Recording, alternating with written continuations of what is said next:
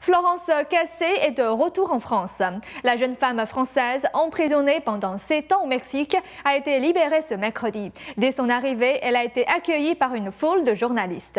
Écoutons ses premières impressions après son retour en France. Florence Cassé, qui a été accusée d'enlèvement, condamnée à 60 ans de prison et détenue pendant 7 ans au Mexique, a déclaré être heureuse d'être retour en France. Elle a été libérée cette semaine après 7 ans d'emprisonnement. L'avion a atterri et moi je suis toujours pas atterri. Je suis encore dans le ciel et très heureuse. Lors d'une conférence de presse dans un salon VIP de l'aéroport Charles de Gaulle à Paris, elle a expliqué qu'elle ne croyait pas que la Cour suprême mexicaine accepterait sa libération. Mercredi, le tribunal mexicain a pourtant jugé que sa condamnation originale était invalide et illégale. Et elle a été presque immédiatement libérée et escortée à l'aéroport de Mexico.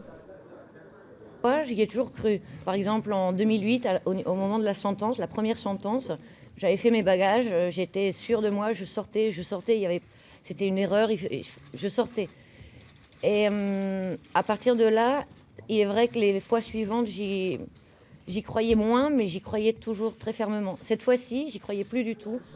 Florence Cassé a aussi expliqué qu'elle devait sa libération à l'intérêt porté à son affaire par l'ancien président français Nicolas Sarkozy. À un moment où, je me souviens, Nicolas Sarkozy, quand il a pris position pour mon dossier, c'était un moment vital. Il m'a sauvé la vie parce que c'est vrai que je suis passée par des moments très compliqués où j'arrivais à me lever le matin et me dire j'ai plus envie de me battre, je suis fatiguée, j'ai plus envie.